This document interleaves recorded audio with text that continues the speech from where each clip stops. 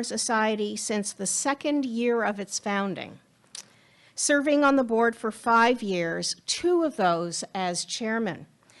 He's collected, researched, displayed, written about, and lectured on Shaker ephemera since 1978. And I remember distinctly, I don't know if we were in this room in the late 80s, but I remember at that time hearing Stephen talk about Shaker ephemera, which at that time was a completely new topic of discussion for me, and I think for many of the members in the room as well.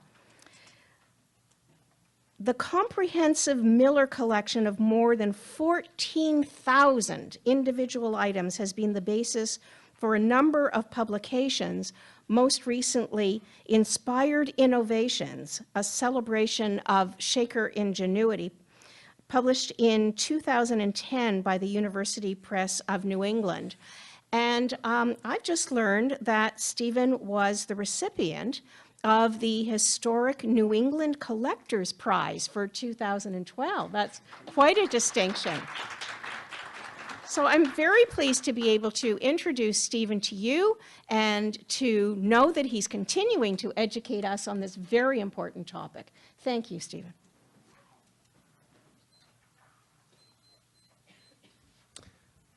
Thank you, Barbara. That introduction is almost as long as my talk, actually.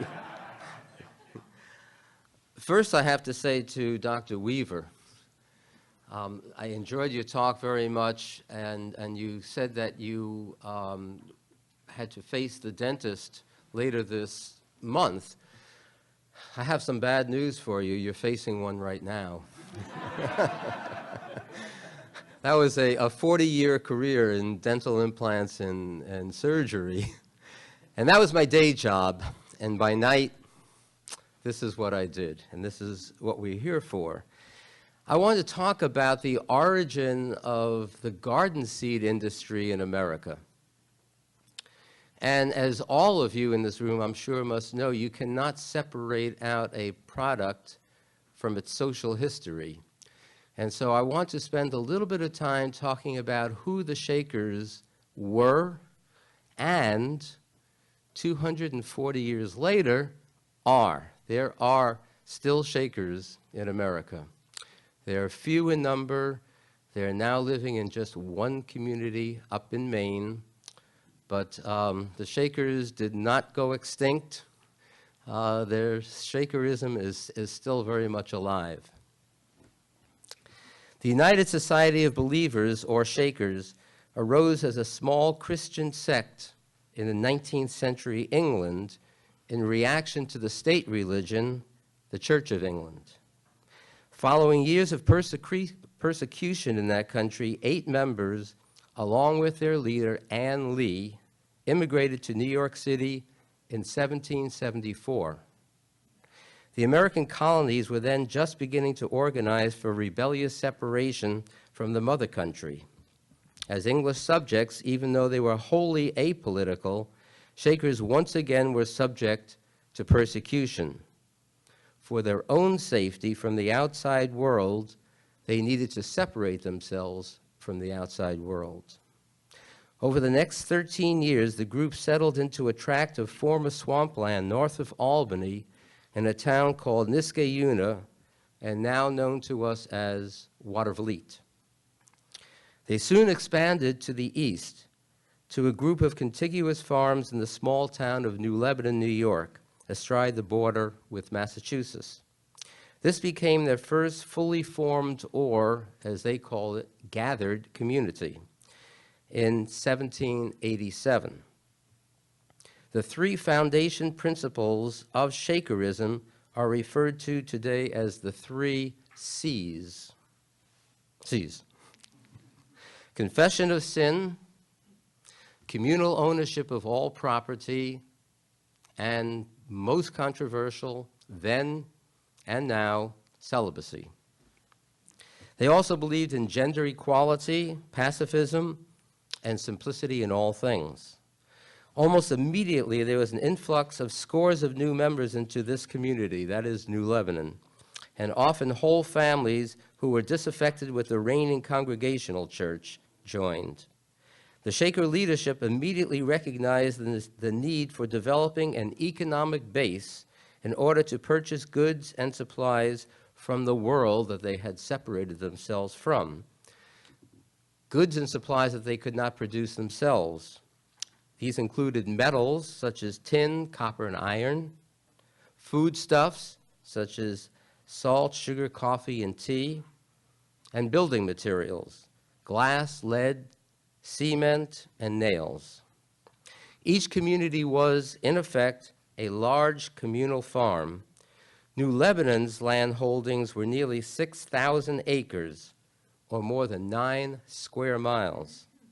Thus, it was only logical that the economy they developed would be soil-based.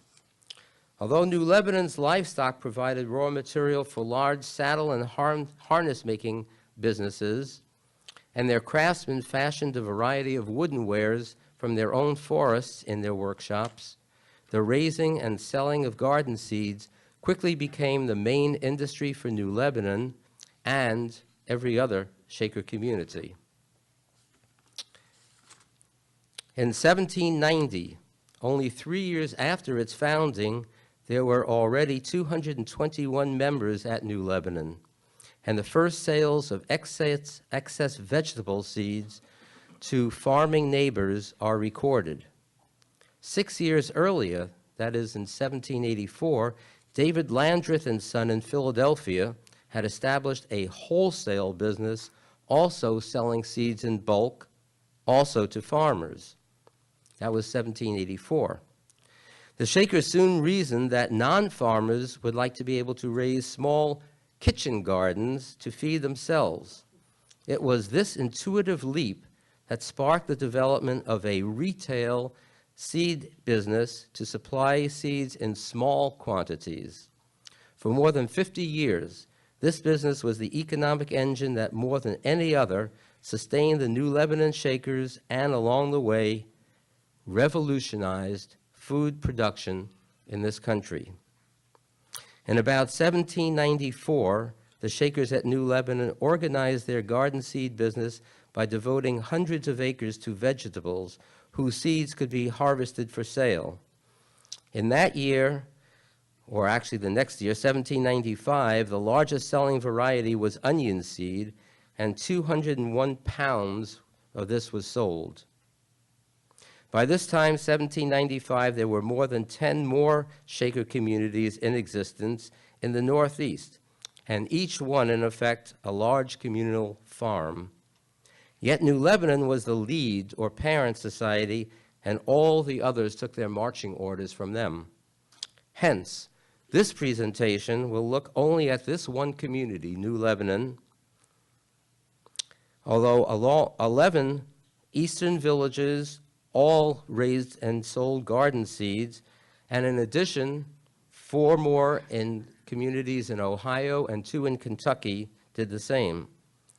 Also, we will focus only on vegetable seeds because they form the greatest segment of their business, but flower seeds, herb seeds, grass seeds were also sold. Here we have 3 examples of very early seed envelopes. It's impossible to date them with any precision, but we know that they're very early 19th century.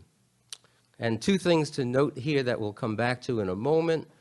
One is the use of DM and the use of NF, 2 branding techniques.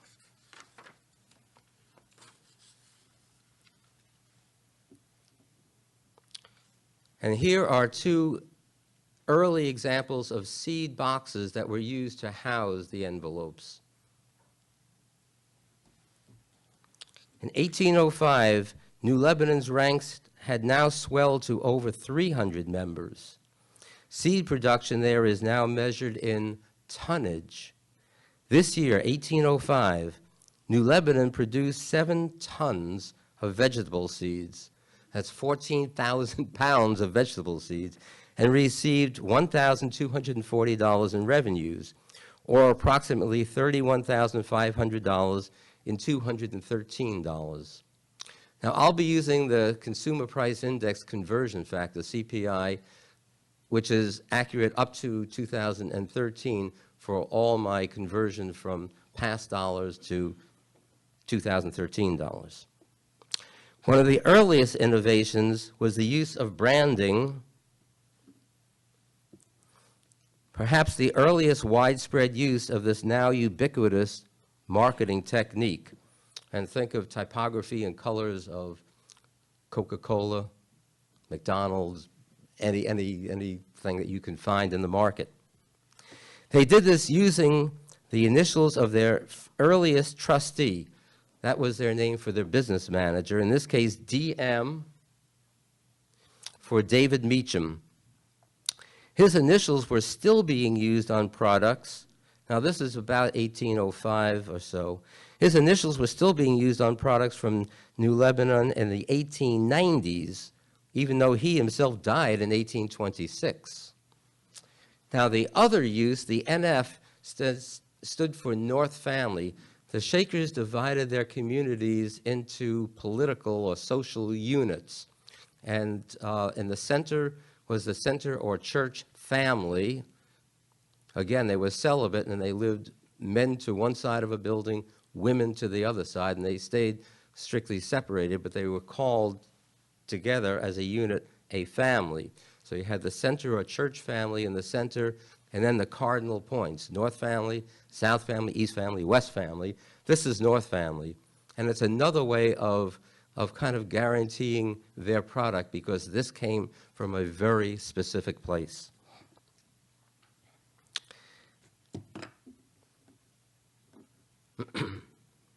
By 1810, the seed business in New Lebanon was a fully integrated industry with 4 precisely coordinated divisions: the fields, the barns, the shops, and the world. The world is us, everybody outside of the Shaker community. And the Shakers tended to use an uppercase W for world. Each of these divisions required a series of innovations, for the industry began de novo. There was no model for the Shakers to look to. They created the model from the ground up. Remember, the creation of a seed industry was not evolutionary, it was revolutionary. Both brethren and sisters took part in the seed industry, but their roles were different and strictly separated. In the fields, the soils were cultivated, fertilized, planted, weeded, thinned, and ultimately harvested. Another example of a seed poster, the name of the community actually changed in 1861, in November of 1861, from New Lebanon to Mount Lebanon. So we know that this is from about the 1850s period. And this was printed in the community. They did have this typeface, they did have this border style available to them. Here is a very early seed cultivator, or planter rather, seed planter, probably dating from the 1820 period, plus or minus 5 years. And there's a little hopper in the top that the seed went into, and there was a little control thumb screw out here, and certain seed like carrots were planted very densely, other seeds such as cabbage or root vegetables less so, and so they could control that. Okay, that's the fields. In the barns, seeds were sorted, cleaned, and dried. Certain plants like beets, onions, and cabbages are biennials and must be wintered over in the barns in order to be replanted and then set seeds the second year out. This device is called a seed riddle. It's a wire mesh sieve, if you will. It's about 12.5 inches in diameter, and it comes from New Lebanon. And they would put the seeds in here and shake them through so the seeds would drop through and leaves and other debris would be eliminated. So that's in the barns. In the shops, all manner of paper ephemera was printed. seed envelopes, box labels, catalogs, invoices, bill heads, letterheads, receipts. Most of this work was done by the sisters. Now here's an example of a seed envelope, and the lower example is an exploded view. What they did is they printed these in long rectangular sheets and then cut them across, and then took, in order to form the sides, they developed these off-angle chisels, and they would take this chisel, put it along the side, and whack it, and end up with this kind of a, I wouldn't call it scalloped edge, but this edge. They would then fold these across here, and that would seal the top. Fold this flap around the back, and that would seal the back. Fold this across this bottom edge to form the bottom. Fill the envelope up, and then this flap here, which is this flap here, would then be closed across here, pasted, sealed, and you have four-side seated envelope. Four-side sealed envelope.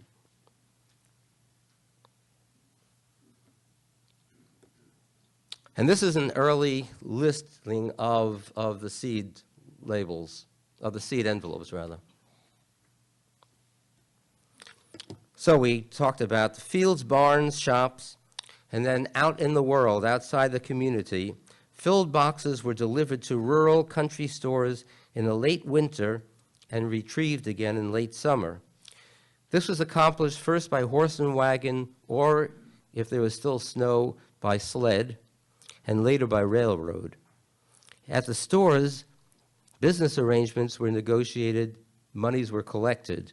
Merchants generally received a 1/3 commission on the sale of each seed envelope, and the seed packages themselves sold for the smaller size, as you just saw, that size, sold for 6 cents a piece throughout the 19th century. It didn't seem to vary much from 1830 to 1860 to almost 1890. They were 6 cents. In 1811, going backwards in time, a seed house in Wethersfield, Connecticut, that soon became Comstock Ferry, was the first purveyor of retail seeds outside of a Shaker community. It remains active to this day. And on the table outside, during the break, what did I find but a little free gift of parsley seeds, in this case, from Comstock Ferry, Wethersfield, Connecticut. That's my prop. 1828, the Shakers introduced tomato seeds to the world. And our next speaker, Michael Russo, will talk a lot about tomatoes. But just for the moment, let me say that in the early 19th century, Americans avoided eating tomatoes for the most part. There was an old suspicion, perhaps even a taboo, carried over from Europe that as a member of the nightshade, tomatoes were not safe to eat, and they tasted awful. In the Shakers' first gardener's manual, issued in 1835, tomatoes were described. Now, the tomatoes, you remember, originated in South America, traveled across the ocean to Europe, and then came back to North America.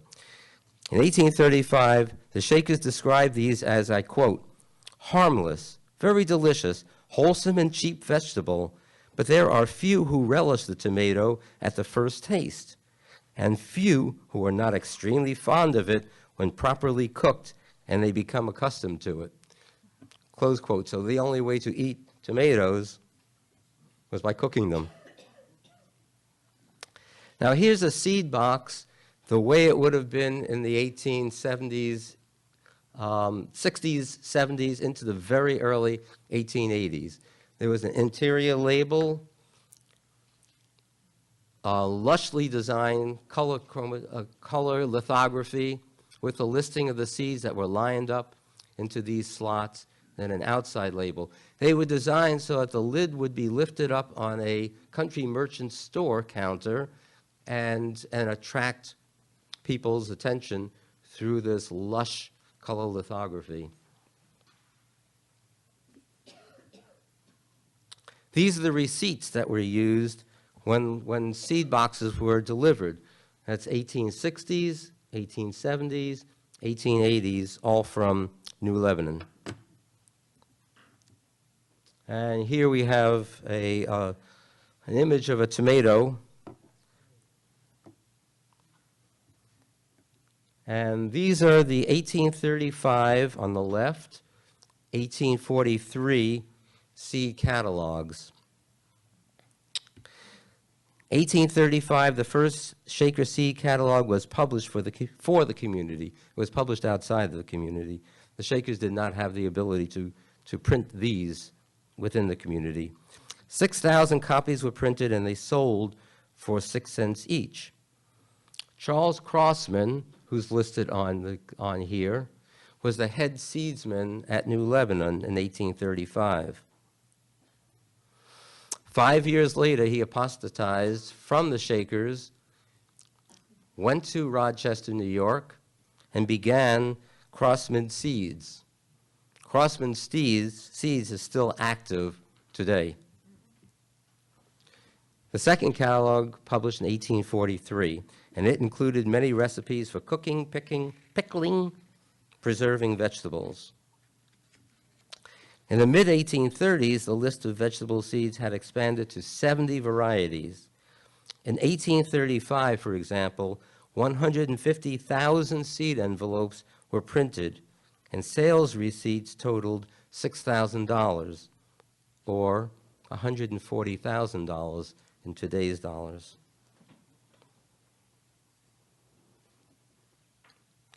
This is a little bit later seed list. And a variety of seed envelopes from the 1830s, 40s, into the 50s. Three different sizes here. These are the smaller sizes that sold for 6 cents apiece, mid-size, and the larger.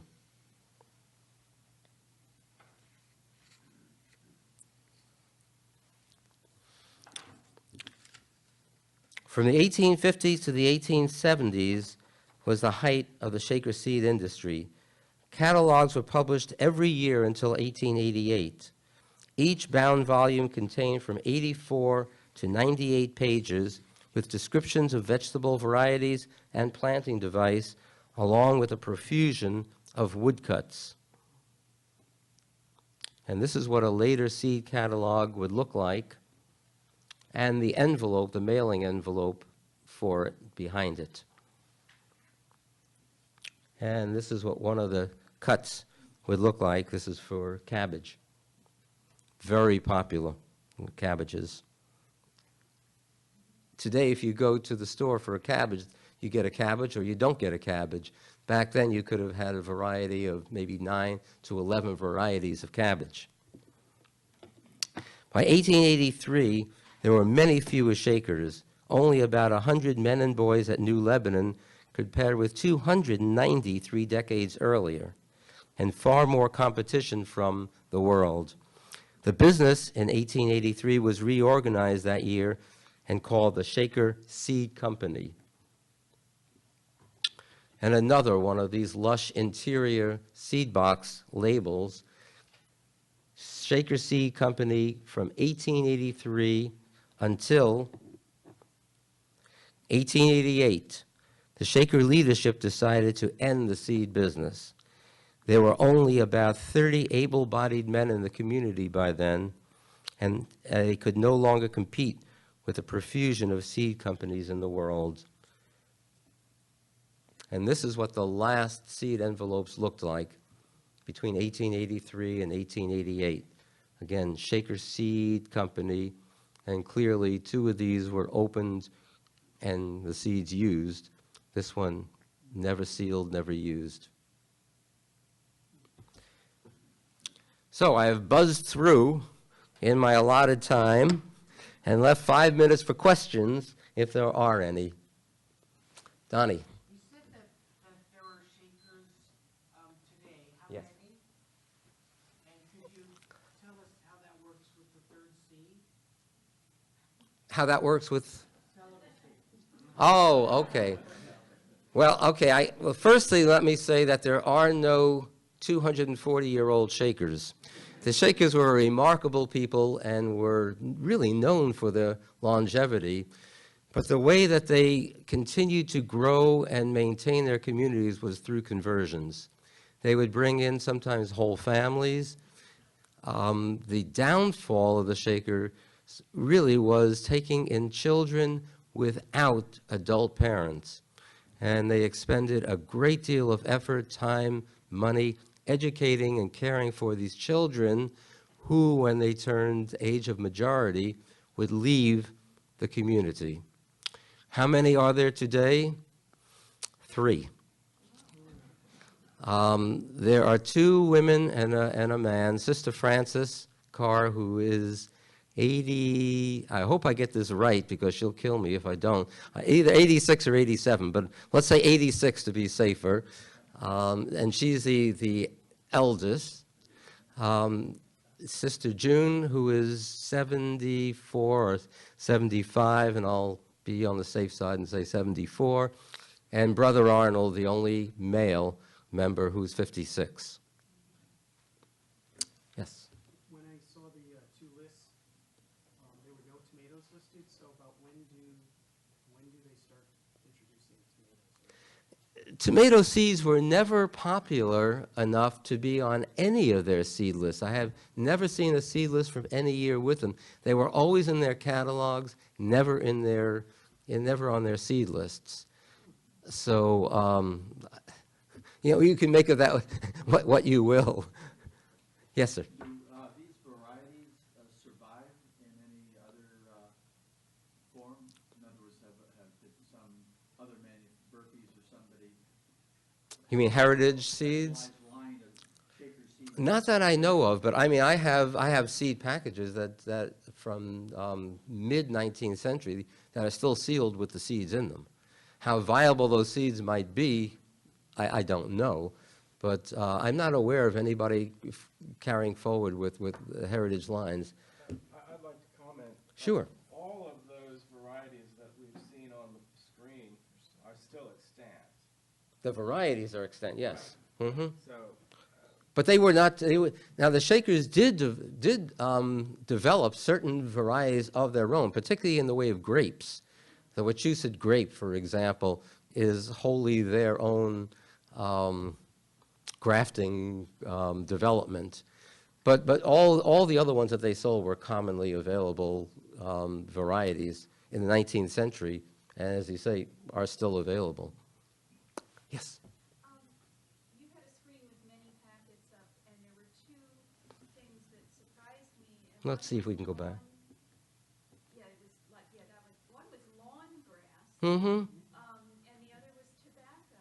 Yeah. And wondered if you'd comment on both of those, and what did the Shakers, were they allowed to smoke?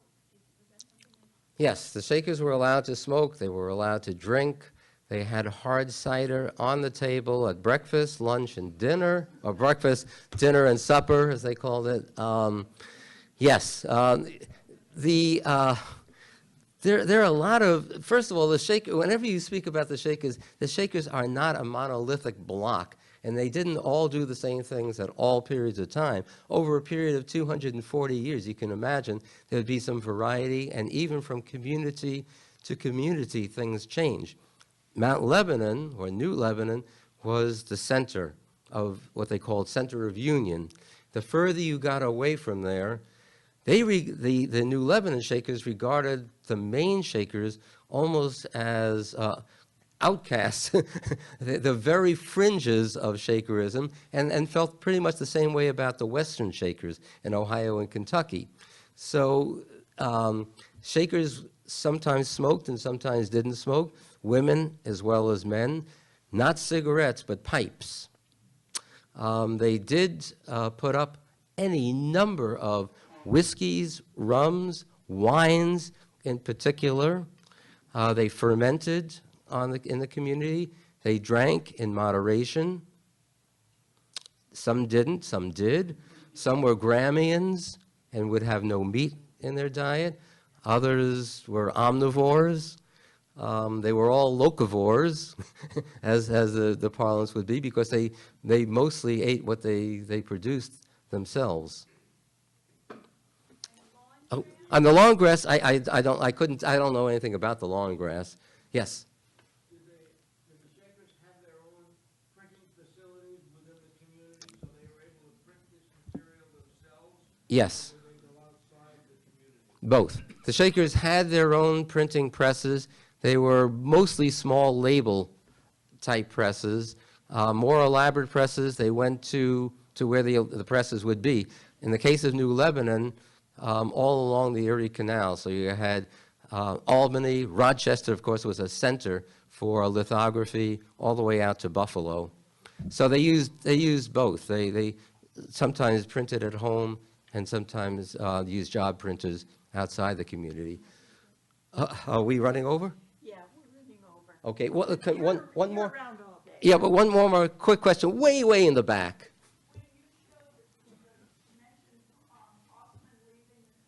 Right. There were two cabbage images up there. I don't know if you can go back to it, but have you compared the Shaker images to the early Crossman? Because it reminded me. Yes. I have some ephemera from Charles Crossman, the early Crossman. The early Crossman material looks like the Shaker material of that period. I mean, he clearly took what was developed at New Lebanon and brought it out to Rochester. Yes, I know that. Okay. Thank you very much. I will be around all day and citing books later.